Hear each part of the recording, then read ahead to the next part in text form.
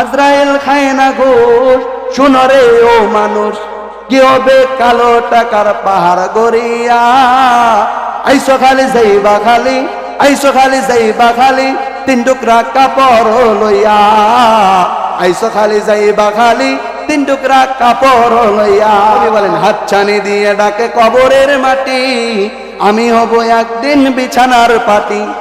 আমার বিছানায় আমারই মাঝে, আমার মাঝে রবে যুগ যুগ ধরে। আমি কত ভয়ানক বুঝবে সেদিন, আমার ভিতর তুমি আসবে যেদিন। হাড়ে ভিতর হাড় ঢুকে যাবে চাপে, পশু পাখি বুঝে সব ভয়েতে কাঁপে। পশুর ভাষা বুঝে না মানুষ, তাই তো তার হয় না কহুস। ভয় নেই হলে নেককার, শাস্তি তো পাবে হলে বৎকার। কবর পথের যাত্রী সবাই হবে খেয়া পার। ঈমান আমল সত্য হলে ঠেকবে না সে আর। কথা বলেন ঠিক কিনা? আল্লাহ রাব্বুল আলামিন কুরআনুল কারীমের ভিতরে বলেন, যেই বান্দা আমি আল্লাহ তাআলার নিয়ামত পাওয়ার পর, নিয়ামত খাওয়ার পর নিয়ামতের শুকরিয়া আদায় করে, আমি আল্লাহ তাআলা ওই বান্দার নিয়ামতকে বাড়ায় দিই। চিল্লায় বলেন না সুবহানাল্লাহ। আর যেই বান্দা আমি আল্লাহ তাআলার নিয়ামত পাওয়ার পর, নিয়ামত খাওয়ার পর নিয়ামতের শুকরিয়া আদায় করে না, আমি আল্লাহ তাআলা ওই বান্দার জন্য শক্ত আযাবের ব্যবস্থা রাখি। বলেন না নাউযুবিল্লাহ। আল্লাহ রাব্বুল আলামিন কুরআনুল কারীমের ভিতরে বলেন যে আমি আল্লাহ তাআলা মানুষ এবং জিন জাতিকে সৃষ্টি করেছি একমাত্র কার ইবাদত করার জন্য, একমাত্র আল্লাহর ইবাদত করার জন্য। বান্দা যখন আল্লাহ তাআলার ইবাদত করার জন্য ঘর হইতে বের হয়, মসজিদের উদ্দেশ্যে রওনা হয়, বান্দার প্রতি কদমে আল্লাহ তাআলা একটা করিয়া সগীরা গুনাহ মাফ করে দেয়। চিল্লায় বলেন না আল্লাহু আকবার। বলে বান্দা যখন নামাজের জন্য অগ্রসর হয়ে যায়, তখন ওই বান্দার প্রতি আল্লাহ তাআলা খুশি হয়ে যায়। কিছুক্ষণ আগে আমার সামনে আমার যে ভাই আলোচনা করলো, সেই ভাই বলল নামাজের গুরুত্বের কথা। রাসূল আকরাম সাল্লাল্লাহু আলাইহি ওয়াসাল্লাম বলেছেন, যদি কোনো ব্যক্তির বাসার সামনে 5টা নহর থাকে, আর ওই 5টা নহরে যদি 5 বার সে গোসল করে, সাহাবায়ে কেরামকে বলল, সাহাবায়ে কেরাম ওই মানুষের শরীরে কি এক বিন্দু ময়লা থাকবে? সাহাবায়ে কেরাম বলল, ইয়া রাসূলুল্লাহ, ইয়া হাবিবুল্লাহ, ওই ব্যক্তির শরীরে এক চুল পরিমাণ ময়লা থাকবে না। বলেন না আল্লাহু আকবার। আজকে মানুষ টাকার জন্য পাগল, আজকে মানুষ বাড়ির জন্য পাগল, আজকে মানুষ নিজের সম্পদের জন্য পাগল। কথা বলেন ঠিক কিনা? বলে আজকে টাকা হইলেই সব শেষ, সম্পর্ক শেষ হয়ে যায়, মানুষ মানুষকে চিনে না, মানুষ মানুষকে দেখতে পারে না। এই জন্য কবি বলেন, টাকা পয়সা যদি তুমি বেশি করো কামাই, শ্বশুর শাশুড়ির কাছে তুমি ভালো জামাই। টাকা পয়সা বেশি যদি করতে পারো কামাই, শ্বশুর শাশুড়ির কাছে তুমি ভালো জামাই।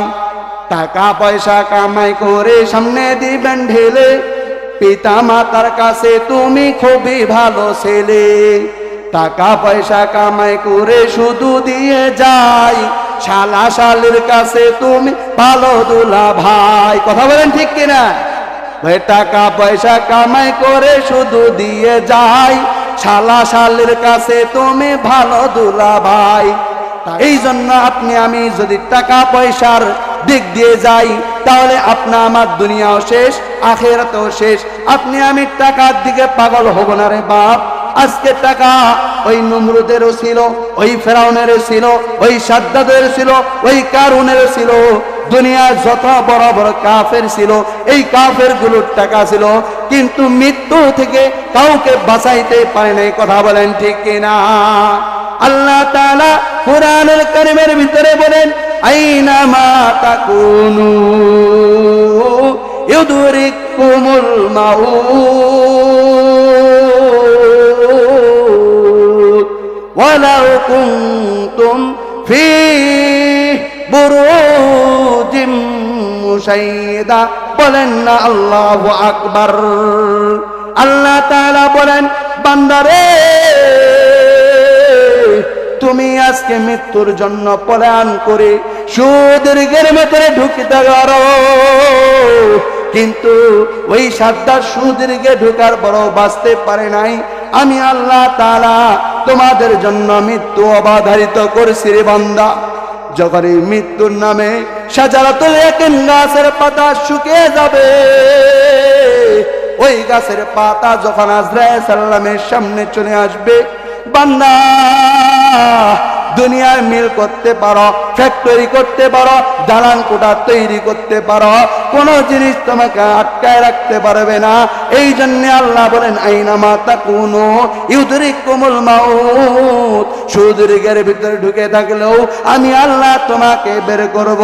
এই জন্য আল্লাহ তাআলা অন্য আয়াতের ভিতরে বলেন, কুল্লু নাফসিন যায়িকাতুল মাউত। আল্লাহ তাআলা বলেন, বান্দা আমি আল্লাহ তাআলা তোমার জন্য মৃত্যুকে অবধারিত করছি। বান্দা মৃত্যুর ডাক দেওয়া হবে তো মৃত্যুর ডাক দেওয়া হইতে দেরি তো আসতে দেরি নেই। কথা বলেন ঠিক কিনা? বলে আজকে আপনি আমি ঘুড়ি চালাই, এই ঘুড়ি যখন আপনার আমার কাছে দড়ি থাকে তো ঘুড়িটা এমনি উঠতে থাকে উঠতে থাকে। যখন ঘুড়ির ধুরি আপনি আমি দড়িটা ছেড়ে দেই তখন ঘুড়ি কিন্তু সামনে যাইতে থাকে যাইতে থাকে। যেই দিন আপনা আমার ওই ঘুড়ির নামক হায়াতটা যখন আপনা আমার সময় শেষ হয়ে যাবে, ফুরিয়ে যাবে, যখন আপনা আমার বেলা ডুবে যাবে, তখন আপনি আমি কিন্তু আস্তে আস্তে ওই ঘুড়ির দড়ি টানে দিই। কথা বলেন ঠিক কিনা? ওই যখন বান্দার হায়াত শেষ হয়ে যাবে তো বান্দার তখন ওই ঘুড়ির দড়ির মতো আল্লাহ তাআলা আপনাকে আমাকে টান দিবে। তো টান দিতে দেরি, আপনা আমার মৃত্যু হইতে দেরি নাই। বান্দা যদি আমল করতে পারো তো আমল করার কারণে আমি আল্লাহ তাআলা তোমাকে জান্নাত দান করব। বলেন সুবহানাল্লাহ। এই জন্য কবি বলেন, হাতছানি দিয়ে ডাকে কবরের মাটি, আমি হব একদিন বিছানার পাটি। আমার বিছানায় আমারই মাঝে, আমার মাঝে রবে যুগ যুগ ধরে। আমি কত ভয়ানক বুঝবে সেদিন, আমার ভিতর তুমি আসবে যেদিন।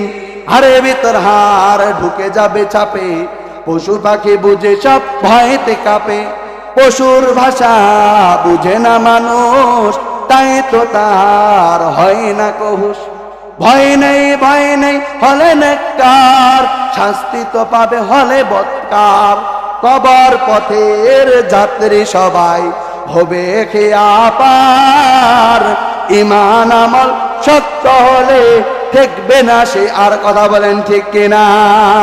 আরেক সন্ধ্যের ভিতরে বলেন, আজরাইল খায় না ঘুষ, শুনো রে ও মানুষ, কি হবে কালো টাকার পাহাড় গড়িয়া। আইসো খালি যাইবা খালি, আইসো খালি যাইবা খালি, তিন টুকরা কাপড় লইয়া। আইসো খালি যাইবা খালি, তিন টুকরা কাপড় লইয়া। কথা বলেন ঠিক কিনা? এই তিন টুকরা কাপড় ছাড়া আপনি আমি যদি মুসলমান হয়ে থাকি, আপনা আমার অন্য কাপড় আপনাকে আমাকে দিবে ভাই? দিবে না। এই জন্য আপনি আমি যেহেতু তিন টুকরা কাপড় নিয়ে যাব, যেই কাফনের কাপড়ে আপনা আমার কোনো পকেট থাকবে না, কোনো কিছুই থাকবে না, আপনি আমি এমনি চলে যাব, সেহেতু আপনা আমার ওই কাফনে যাওয়ার আগে, ওই কবরে যাওয়ার আগে কবরের খবর আপনাকে আমাকে করতে হবে। কথা বলেন ঠিক কিনা? ইমাম গাজ্জালী রহমাতুল্লাহ আলাইহি তার কিতাবের ভিতরে বলেন, পৃথিবীর ভিতরে ওই মানুষটা সবচেয়ে একবারে জ্ঞানী, যেই মানুষটা মৃত্যুর আগে মৃত্যুকে স্মরণ করে। কোন মানুষ ঢাকা যাবে, ঢাকা যাওয়ার জন্য ওই মানুষটা কি করবে? বলে আমি ঢাকা যেহেতু যাব, আমার জন্য ওখানে যাওয়ার জন্য ব্যবস্থা আছে, সব কিছু আছে, কিন্তু আমাকে কিছু কাপড় চোপড় নিতে হবে। কি জন্য নিতে হবে? বলে ওখানে যেহেতু আমি থাকবো, ওখানে কাপড়ের দাম অনেক থাকবে। বান্দারে দুনিয়ায় টাকা থাকলে কাপড় কিনা যায়, মাল সম্পদ কিনা যায়, কিন্তু আপনি আমি যেই দিন হায়াতের জিন্দগি শেষ হয়ে যাবে রে বাপ, যেই দিন হায়াতের জিন্দগি শেষ হবে রে পর্দার মা, সেই দিন আপনি আমি ওই টাকা দিয়ে আপনি আমি কোনো জিনিস ক্রয় করতে পারবো না। সেই দিন আপনাকে আমাকে বলবে যে আমি আমল ছাড়া কিছুই বুঝি না। হযরতে মা ফাতেমা রাদিয়াল্লাহু তাআলা আনহা মৃত্যু বরণ করেছেন। মৃত্যু বরণ করার পর হযরতে মা ফাতেমা রাদিয়াল্লাহু তাআলা আনহার কবরের সামনে দাঁড়ায়া হযরতে আবু যর গিফারি রাদিয়াল্লাহু তাআলা আনহু, এই আবু যর গিফারি রাদিয়াল্লাহু তাআলা আনহু কবরকে ডেকে ডেকে বলতেছে, ও কবর, জাননি জাননি তোমার ভিতরে আজকে কাকে রাখা হইতেছে? বলে এমন এক ব্যক্তিকে রাখা হইতেছে যিনি হবে জান্নাতের সর্দারনী। চিল্লায় বলেন না আল্লাহু আকবার। এরপরে বলতেছে, ও কবর, তোমার এখানে কাকে রাখা হবে জাননি? বলে যে মার সন্তানরা জান্নাতের ভিতরে সর্দার হবে তার মাকে রাখা হবে। বলে ও কবর, তুমি জানো নি আজকে তোমার ভিতরে কাকে রাখা হবে? বলে যে আলী রাদিয়াল্লাহু তাআলা আনহুকে রাসূল বলছে রে, যে আলী রাদিয়াল্লাহু তাআলা আনহু ইলমের দরজা। বলে যেই 10 জন সাহাবী জান্নাতে যাবে তার ভিতরে ওই সাহাবীরও নাম আছে, ওই জান্নাতের স্ত্রী। এরপরে বলতেছে, ও কবর, তুমি কি জানো তোমার ভিতরে কাকে রাখা হবে জানোনি? বলতেছে, বলে তোমার ভিতরে এমন এক ব্যক্তিকে রাখা হবে যিনি হলো যার জন্য এই জমিন, এই আসমান, এই চাঁদ, এই সূর্য, এই নক্ষত্র, এই দুনিয়ার সব কিছু সৃষ্টি করেছে। তার নাম হলো কি? তার নাম হলো হযরতে মুহাম্মাদুর রাসূলুল্লাহ। সবাই বলেন না সাল্লাল্লাহু আলাইহি ওয়াসাল্লাম। যেই নবী না হইলে দুনিয়ার আসমান জমিন কিছুই হইতো না, সেই নবীর মেয়েকে আজকে তোমাকে তোমার কাছে রাখা হইতেছি। আল্লাহর কাছে ফরিয়াদ করতেছে কবর, আল্লাহকে ডেকে ডেকে বলতেছে, ও গো আল্লাহ, ও গো আল্লাহ, তুমি আমার কবরের জবান খুলিয়া দাও। আমি আবু যরকে আমি একটা উত্তর দিতে চাই। ও আবু যর, ও আবু যর, আমি কোন জান্নাতের সর্দারনীকে চিনি না, আমি কোন দুনিয়ার নবীর মেয়েকে চিনি না, আমি কোন জান্নাতের সর্দারনীর মাকে চিনি না, আমি কোন আলীর স্ত্রীকে চিনি না, আমি কবর চিনি। আমার কাছে একমাত্র লাগবে নেক আমল। কথা বলেন ঠিক কিনা? ওই সময় তখন বলতেছি যে এই কবরে দুনিয়ার কোনো জিনিসের দাম নাই, এই জন্য একটা জিনিস প্রয়োজন, সেই জিনিসটা হলো আমল। যদি বান্দা আমল করতে পারো, আমল নিয়ে আয়, নইলে তোর নেই কোনো উপায়। আমল নিয়ে যাব তো আল্লাহ তাআলা আপনাকে আমাকে জান্নাত দান করবে। আজকে আপনি আমি আমলের জন্য আপনা আমার কোনো কিছুই করার লাগে না। আপনা আমার বাসার পাশে মসজিদ, কিন্তু মসজিদে যাওয়ার আপনা আমার সময় হয় না।